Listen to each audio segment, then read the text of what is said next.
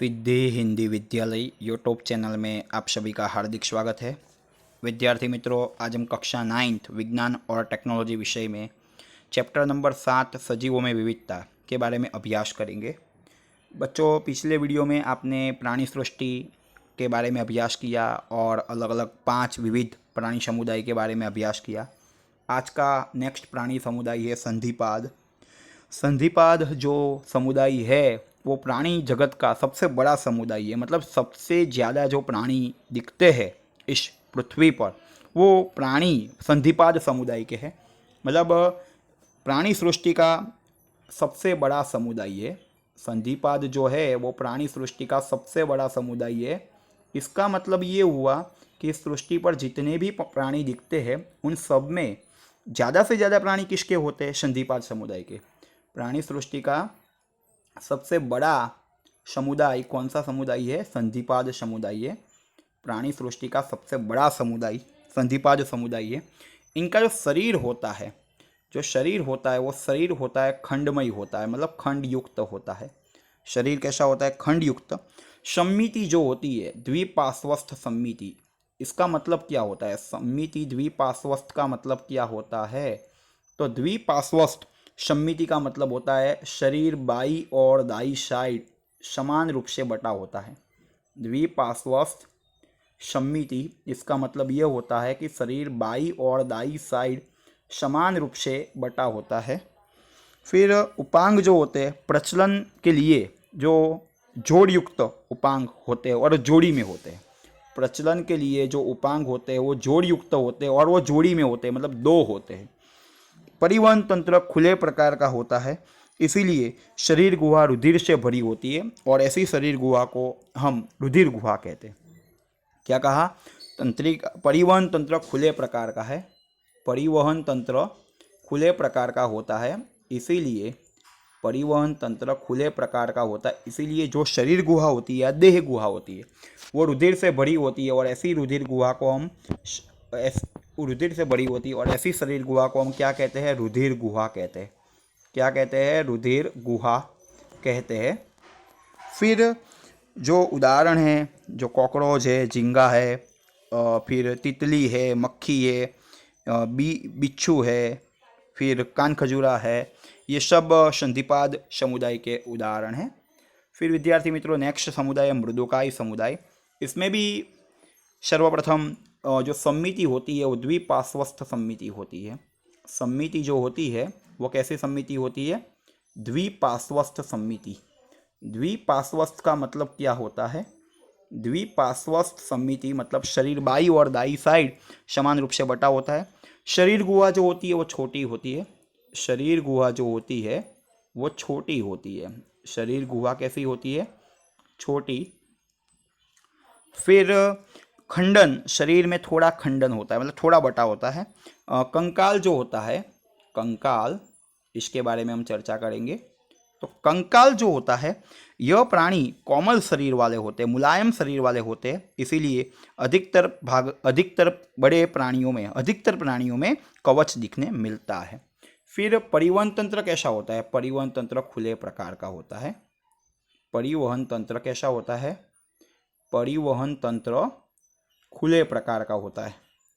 फिर उत्सर्जन, उत्सर्जन के लिए मूत्रपिंड मतलब वृक्क जैसी रचना होती है। उत्सर्जन के लिए कैसी रचना होती है?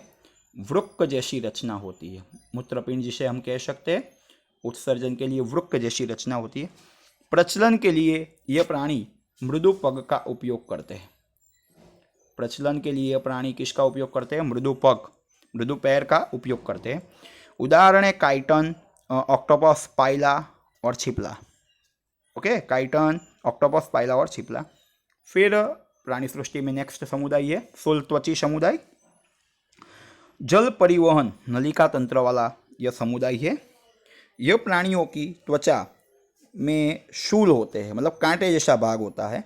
यह प्राणियों की जो त्वचा होती है वो शूल मतलब कांटे से आच्छादित होती है, मतलब कांटे जैसा भाग होता है ऊपर के शरीर में, उससे आच्छादित होती है, जिसे हम कहते हैं शूल त्वची। जिसके कारण क्या कहते हैं? इस समुदाय के प्राणियों को हम क्या कहते हैं? शूल त्वची।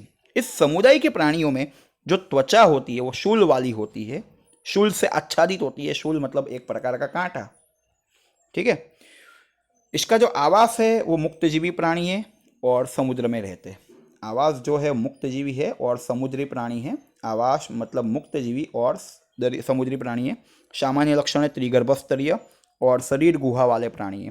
त्रिगर्भस्तरीय है और शरीर गुहा वाले प्राणी है। त्रिगर्भस्तरीय और शरीर गुहा वाले प्राणी है। त्रिगर्भस्तरीय शरीर गुहा वाले प्राणी है। विशिष्ट तंत्र, प्रचलन में मदद करे वैसा सहायक तंत्र होता है, उसका नाम है जल परिवहन नलिका तंत्र। जो इन प्राणियों में प्रचलन में मदद करे वैसा एक तंत्र होता है, जल परिवहन नलिका तंत्र। यह तंत्र इन प्राणियों को प्रचलन में मदद करता है। बाह्य कंकाल, बाह्य कंकाल कैल्शियम कार्बोनेट का बना होता है। बाह्य कंकाल सख्त कैल्शियम कार्बोनेट का बना होता है और उसके ऊपर शूल दिखते हैं। उदाहरण है बरड़ तारा, समुद्र ककड़ी, सागर गोटा और समुद्र तारा। उदाहरण में कौन से है? बरड़ तारा, समुद्र ककड़ी, सागर गोटा और समुद्र तारा। फिर विद्यार्थी मित्रों नेक्स्ट समुदाय है प्रमेरुदंडी या तो प्राथमिक मेरुदंडी। इन प्राणियों के लक्षण समझाइए।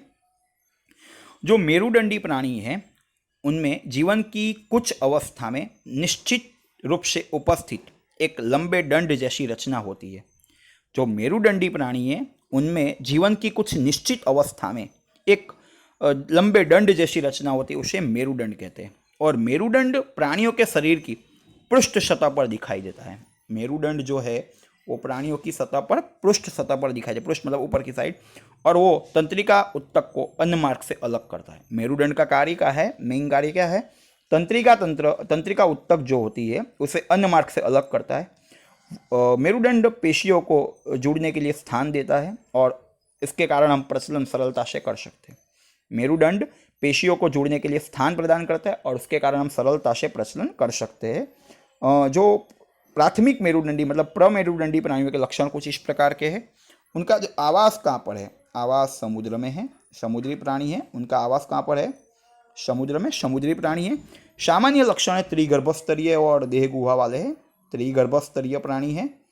यह जो प्राणी है वो त्रिगर्भस्तरीय है और देह गुहा वाले प्राणी है। फिर समिति में द्विपार्श्वस्थ समिति का मतलब वही होता है शरीर बाई और दाई साइड समान भागों में बटा होता है। द्विपार्श्वस्थ समिति। मेरुदंड उनके जीवन की सभी अवस्था में मेरुदंड उपस्थित नहीं होता। प्रमेरुदंडी बोल रहे हैं हम, मेरुदंडी नहीं बोल रहे।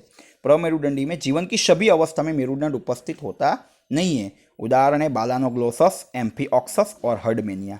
कौन कौन से? बालानोग्लोसस, एम्फीऑक्सस और हर्डमेनिया। कौन कौन से उदाहरण प्रमेरुदंडी में? बालानोग्लोसस, एम्फीऑक्सस और हर्डमेनिया।